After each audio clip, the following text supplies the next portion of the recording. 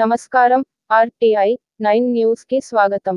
సంగారెడ్డి జిల్లా బొల్లారం మున్సిపల్ ప్రాంతంలో పోచమ్మ బస్తీకి చెందిన పూజాదేవి వయస్సు 24 సంవత్సరాలు తన భర్త వదిలేయడంతో తన తల్లి ఆమె జీవనోపాధి గడుపుతున్నారు. గత నెల రోజులుగా ఆరోగ్యం బాగాలేక వాళ్లకు ఎవరూ లేకపోవడంతో కాలనీవాసులు కేజేఆర్ ఆనంద్ కృష్ణారెడ్డి దృష్టికి తీసుకువచ్చారు.